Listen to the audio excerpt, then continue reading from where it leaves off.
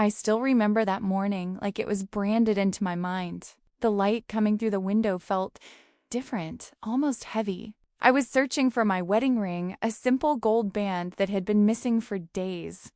At first, I thought I'd misplaced it, maybe left it in the bathroom or the kitchen after washing dishes.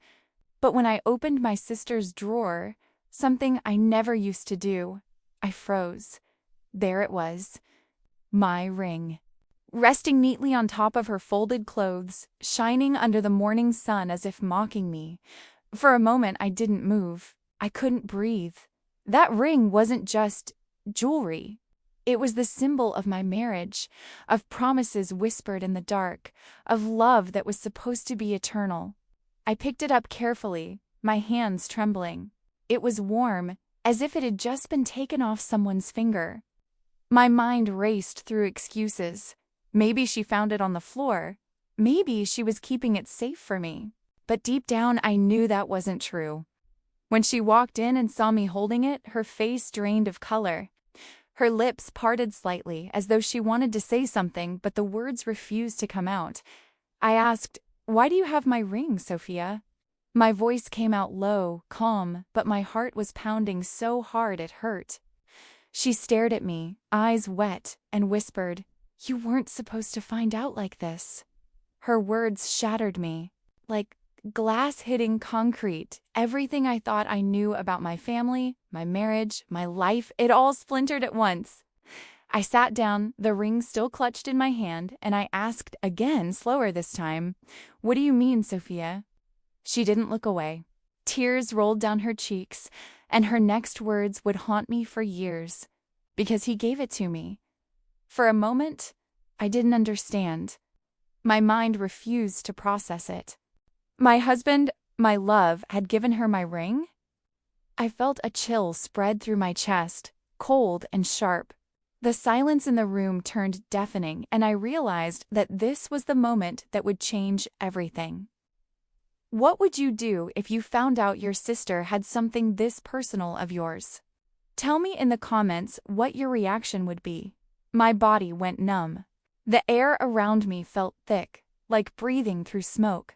I stared at her, waiting for her to take it back, to laugh and say it was a terrible joke. But she didn't. Sophia's shoulders trembled as she whispered again, "He gave it to me because he said you wouldn't notice."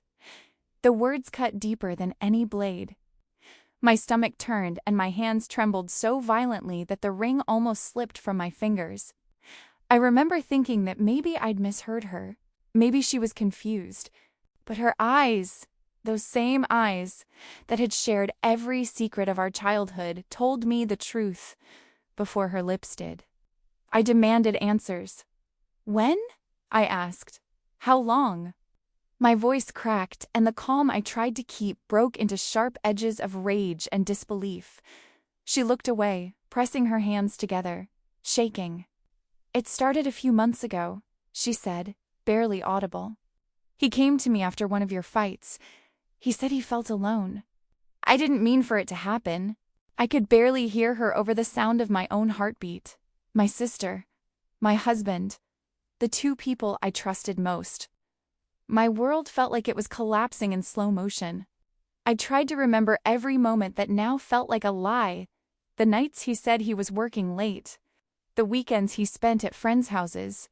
The messages he deleted before I could see. It all came together like puzzle pieces, forming a picture I didn't want to see. I asked her if she loved him. She didn't answer. That silence was louder than any confession. I dropped the ring on the floor. It made a soft metallic sound, rolling a few inches before stopping between us. That sound still echoes in my head every time I close my eyes. I wanted to scream, but no sound came out. I wanted to cry, but my tears wouldn't fall. All I could feel was emptiness, like my heart had been hollowed out. She tried to reach for me, but I stepped back. "Don't touch me," I said. "You've already taken enough." Those words came out colder than I intended, but they were all I had left to protect myself. I walked out of her room, each step heavier than the last. My legs trembled as I reached the hallway, but I kept going. I couldn't look back. Not yet. Not ever, maybe. That night, I sat alone in my car, staring at my reflection in the rearview mirror. The woman looking back at me didn't feel like me anymore. She looked broken, betrayed, and lost. And for the first time, I realized I wasn't just mourning my marriage, I was mourning the family I thought I had. That night, I didn't go home. I drove aimlessly through the empty streets, the city lights blurring through my tears. I parked near the old pier where I used to sit with him when we first fell in love. The smell of salt and rust filled the air, and I could almost hear our laughter from those early days. I replayed every memory, every I love you, every touch, every whispered promise, and each one felt like poison now. I kept asking myself, how did I not see it? Was I blind? Or did I simply choose not to look too closely? Maybe some part of me knew all along that something was wrong. At midnight, my phone buzzed. It was him. The name on the screen that once made my heart race now filled me with nausea. I didn't answer at first. I let it ring, again and again, until finally, anger won over pain. I picked up and whispered, "Why her?" There was silence on the other end, then a sigh. His voice was calm, too calm. "It wasn't supposed to mean anything," he said. "You were distant, and she was there. I made a mistake." His words felt rehearsed, cold. I wanted him to say he regretted it, to cry, to scream, but he sounded like someone talking about a business deal that went wrong, not a marriage he destroyed. I remember gripping the steering wheel until my hands hurt. "You gave her my ring," I said. "Do you even realize what that means?" He hesitated. "It was a stupid thing to do," he muttered. "She said she liked it. I didn't think you'd notice." That sentence broke something in me. It wasn't just betrayal anymore. It was humiliation. He didn't just cheat. He mocked the meaning of everything we built together. I hung up without another word. My hands were shaking so badly that I dropped my phone. I sat there for hours staring at the ocean until dawn started painting the sky in pale pink. I knew I couldn't go back home. Not yet. The house we shared felt contaminated, the memories tainted. I needed to breathe somewhere else, somewhere untouched by lies. So I drove to my mother's old cabin, 2 hours away from the city. It was small, quiet, and filled with ghosts of better times. As I unlocked the door, dust danced in the air like faded memories. I sat on the floor, holding that same ring, and whispered to myself, "You will not break because of them." But deep inside, I knew I already had. The cabin was cold, even though the sun had already climbed high above the trees. I wrapped myself in an old blanket that still smelled faintly of my mother's perfume, lavender, and soap. It reminded me of a time when heartbreak was just a story adults told, not something that carved its way into my chest. I spent the morning sitting by the window, staring at the dirt road outside, waiting for a car that would never come. My phone kept vibrating messages from him, from her, but I couldn't bring myself to read them. I left it on the table, face down, afraid that another truth might spill from the screen and shatter me even more. As the hours passed, memories flooded in like a cruel tide. The first time I introduced him, the way Sophia blushed when he joked with her, how she laughed a little too much. I'd brushed it off as sisterly admiration. I wanted to believe in their innocence. I had always been the protector, the one who made sure she felt loved after our parents died. She was my little sister, fragile and lost, and I had sworn to never let anything hurt her. But now, she was the one who had buried the knife in my back and twisted it. I found an old photo album in one of the drawers. Inside were pictures of birthdays, Christmases, and family dinners. There we were, me, him, and hers, smiling, our arms around each other. I ran my fingers over the photo, tracing the outlines of our faces. "How could you?" I whispered, but I wasn't sure who I was asking anymore. The silence in that cabin was unbearable. It felt like it was breathing with me, echoing my pain in the creak of the wooden floor and the hum of the wind outside. That night, I lit the old fireplace and sat in front of it, watching the flames dance. The warmth should have comforted me, but it only reminded me of everything that had burned away in my life. Love, trust, family. I wanted to scream, to curse them both, to tear down everything that reminded me of them, but all I did was cry. Not loud, desperate sobs, but quiet tears that rolled down my face in silence. The kind of crying that doesn't heal, it only empties.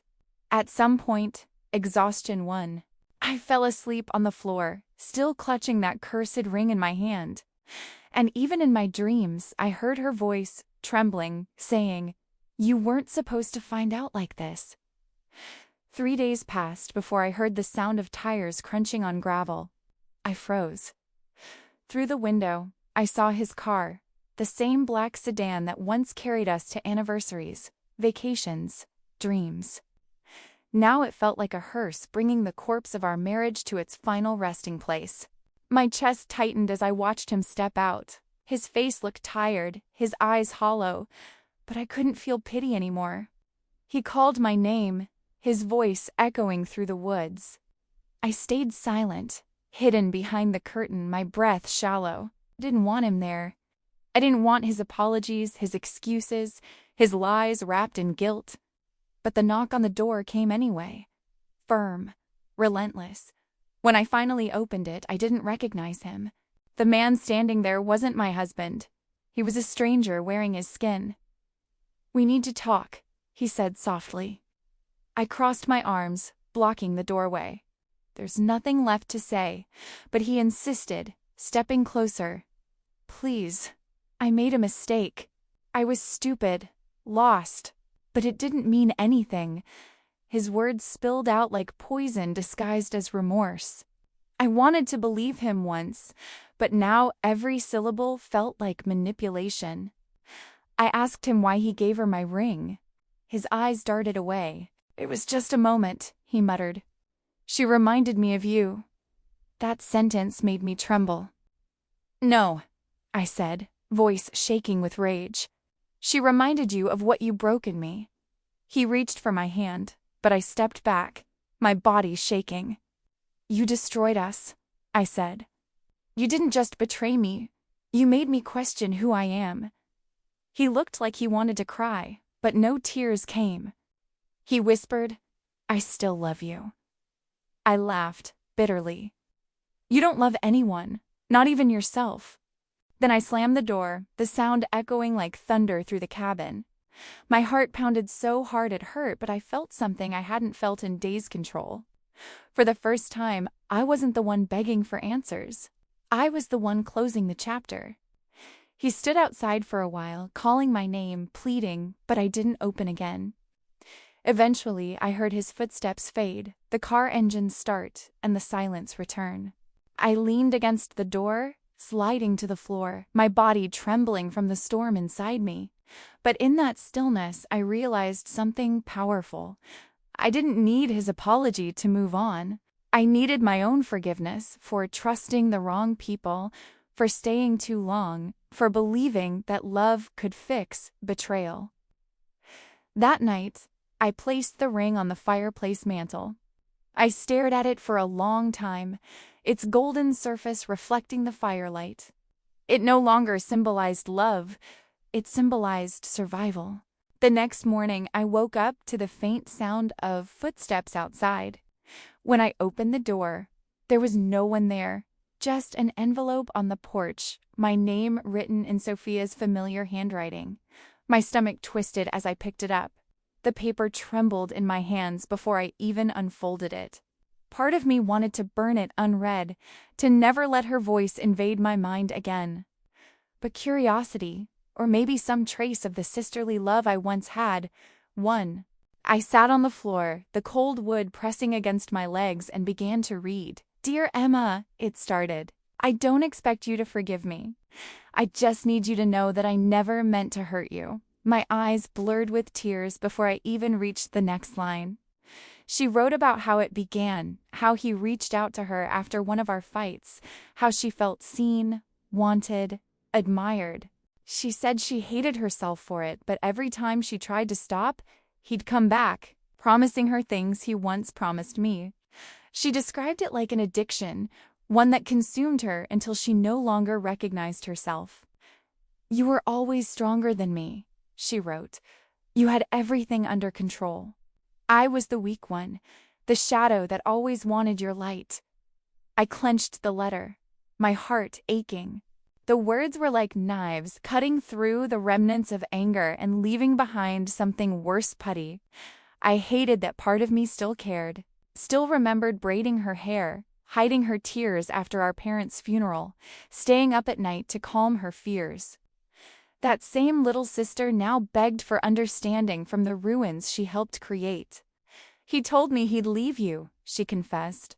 "I believed him, but he lied to me too." That sentence made my throat tighten.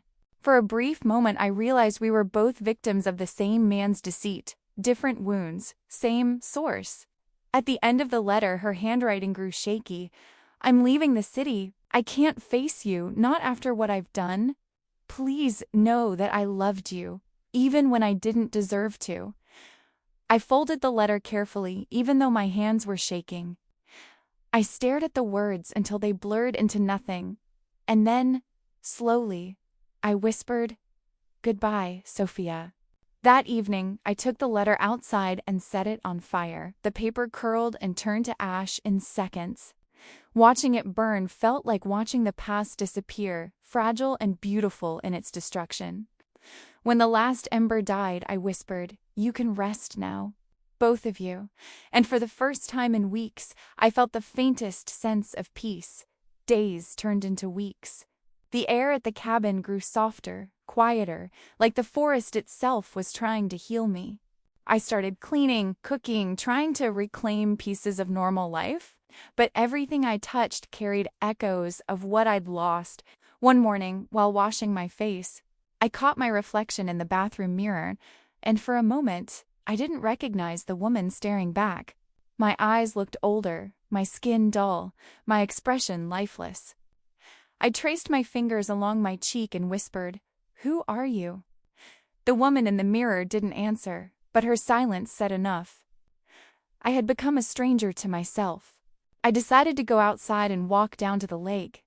The air was crisp, filled with the scent of pine and rain. When I reached the water's edge, I saw my reflection shimmering on the surface, broken by ripples, fragmented by wind. That's when it hit me.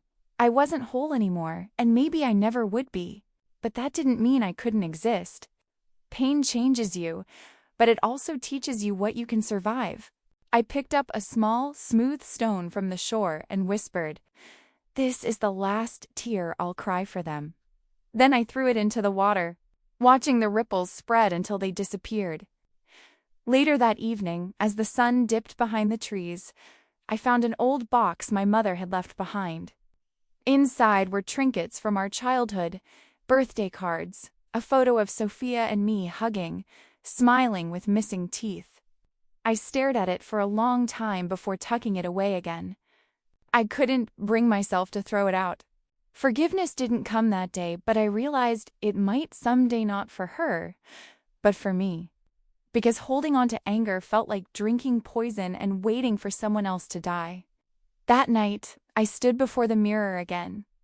The same face stared back, but this time I noticed something new. A faint scar above my lip, one I'd never paid attention to before. It wasn't from this heartbreak, it was from childhood.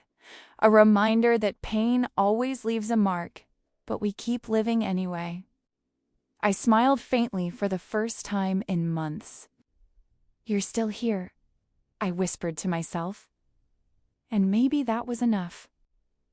I went to bed with the window open, letting the wind carry away the last whispers of my old life.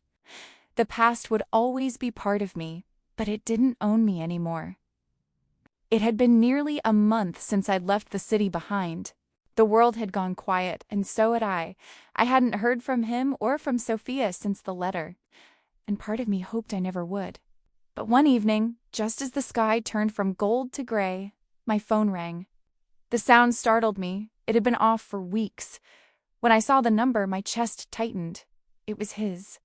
I stared at the screen for a long time, debating whether to answer. My fingers hovered over the screen, trembling until finally, curiosity won. "Hello?" I said, my voice barely above a whisper. There was silence, then a voice I barely recognized. Hoarse, broken. "Emma, it's me." I didn't respond. He continued, "I just wanted you to know, Sophia's gone." My stomach dropped. "Gone?" I repeated. "What do you mean?" He took a shaky breath. "She left a note. She couldn't handle the guilt. They found her car near the cliffs." His voice cracked. I couldn't breathe. My body froze. My mind refused to accept what he was saying. The world around me went silent, like the universe had stopped moving. I sat down slowly, clutching the phone like it was the only thing anchoring me to reality. My sister, my fragile, broken sister, was gone. The same girl who once held my hand through storms of our childhood had now vanished into one of her own making. A wave of pain surged through me so violently that I couldn't speak. I wanted to scream at him, to blame him, to say this was his fault. But the words caught in my throat. He whispered, "I'm sorry, Emma, for everything," and for the first time, I heard real pain in his voice. But it didn't comfort me, it made it worse. After I hung up, I sat by the window, staring at the horizon until the sun disappeared completely. The forest outside was silent, heavy, almost mourning. Tears came not for her betrayal, not even for his, but for the girl she used to be, for the sister I'd lost long before this tragedy. The ache in my chest was unbearable. I whispered her name into the darkness, hoping somehow she could hear me. "Sophia, I forgive you." The words left my lips softly, but the moment they did, I felt something lift off me, like a chain snapping after years of being bound. That night, I couldn't sleep. I walked outside under the stars, the cold biting my skin. The sky stretched endlessly above me, vast and merciless. I looked up and whispered, "I hope you found peace." And for the first time since everything happened, I didn't feel completely alone. The morning after that call, I woke up feeling like the world had changed its color. The sun was shining, the birds were singing, but everything felt muted, wrong, like I was watching life through glass. I couldn't stop thinking about her final moments. Did she cry? Was she scared?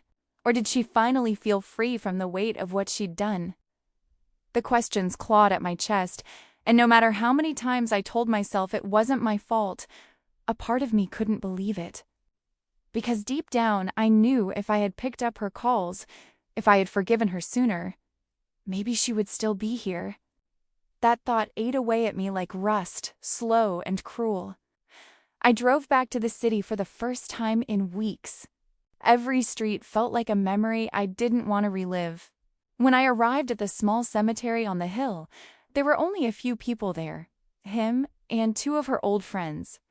He looked smaller somehow, fragile, with dark circles under his eyes. When our gazes met, time stopped. Neither of us spoke, but everything we didn't say hung in the air between us. I walked to her grave, a simple stone with her name and the words "always loved." I knelt down, tracing the letters with trembling fingers. My tears fell onto the dirt, darkening it like ink stains. "I should have been there," I whispered. "I should have answered."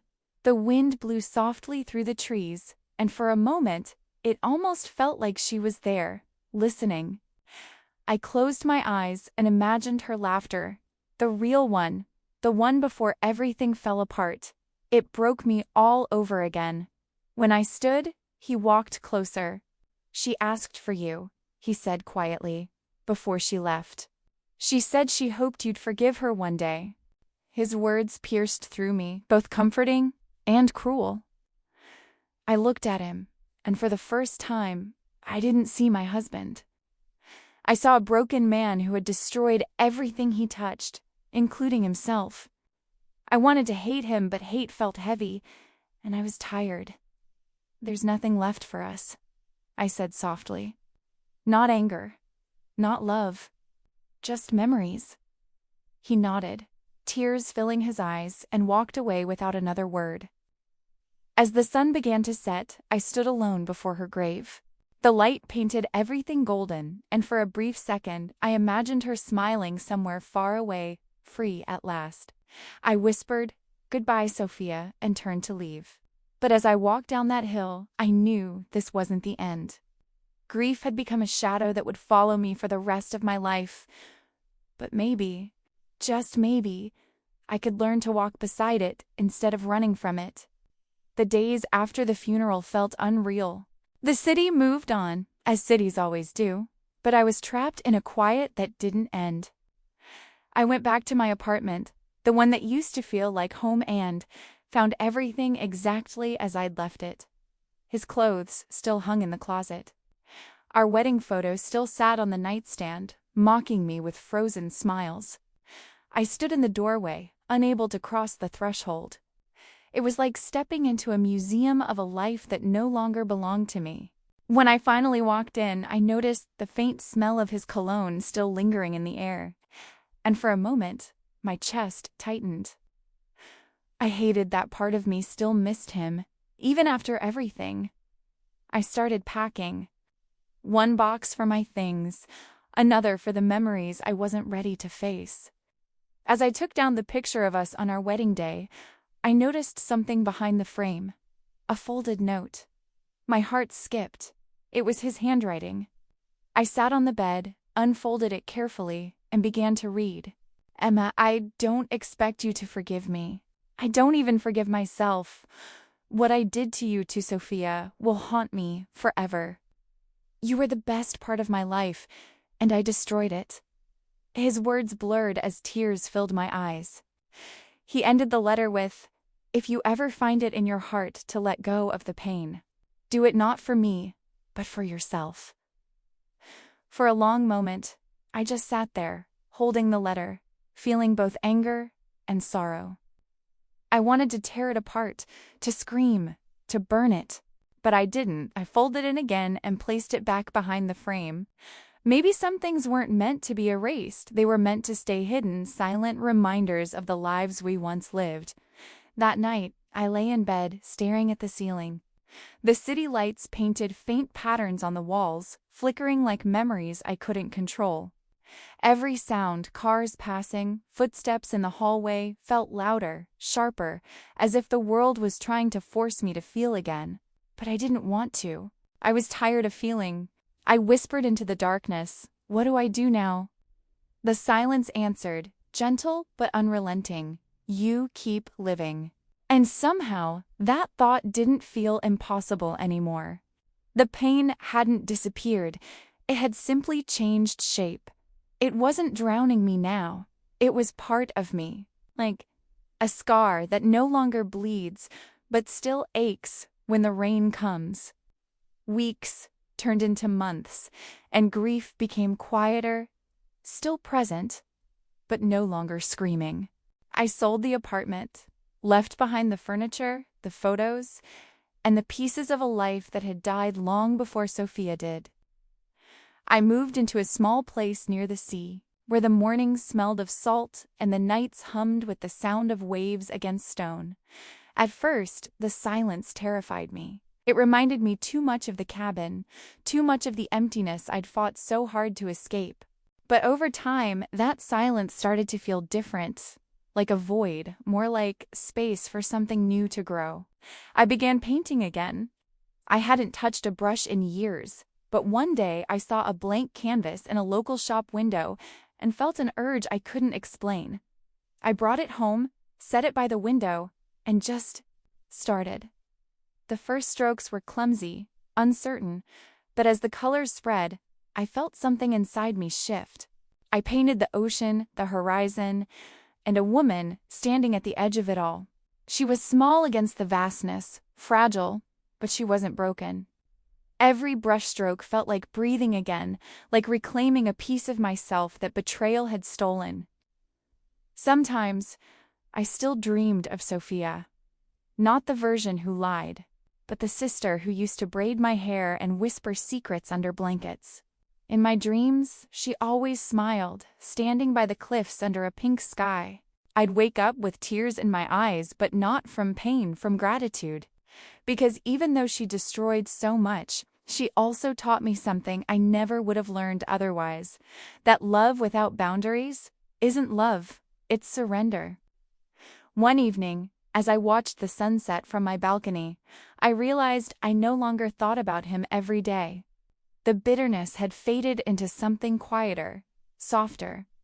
I could finally say his name in my mind without feeling sick. I whispered it once, letting it dissolve into the sound of the sea, and for the first time, I didn't feel haunted. I felt free. I still wore no ring on my finger, but I didn't feel incomplete. That empty space wasn't a reminder of loss anymore. It was proof of survival. Proof that sometimes the most painful endings lead to the kind of strength you never knew you had. It was a Sunday afternoon when I met him. I was walking barefoot along the beach, the sand cool beneath my feet, when I saw a man standing by the waterline, sketching in a small notebook. He looked up briefly, smiled politely, then returned to his drawing. I almost kept walking, but something in his calm presence pulled me in. Maybe it was the way he seemed at peace with the world, something I hadn't felt in years. Wasn't trying to be noticed, and maybe that's why I noticed him. For days, we crossed paths always at the same hour, always in silence. Sometimes he'd nod, sometimes I would. Until one evening, when the tide was low and the horizon glowed orange, he said, "You paint, don't you?" His question caught me off guard. I asked how he knew. He smiled. "Your hands, they look like they hold color." I laughed softly, maybe for the first time in months. We talked for hours that day. About art, grief, and the things people don't say out loud. He told me he'd lost someone too, a sister, years ago. The way he spoke about her reminded me of Sophia, and for a moment, it felt like the universe was giving me a strange kind of mirror. We began to meet often. Sometimes we talked, sometimes we just sat in silence, listening to the ocean. He never asked about my past, and I never asked about his. It was an unspoken rule between us. The past had already taken enough. What mattered was the now, the waves, the sky, the simple act of existing beside someone who didn't expect anything. It wasn't love, not yet. It was something gentler, like two broken souls recognizing each other's scars. One afternoon, he showed me one of his sketches. It was of me, standing by the shore, wind in my hair, eyes closed. "You look like someone who survived a storm," he said.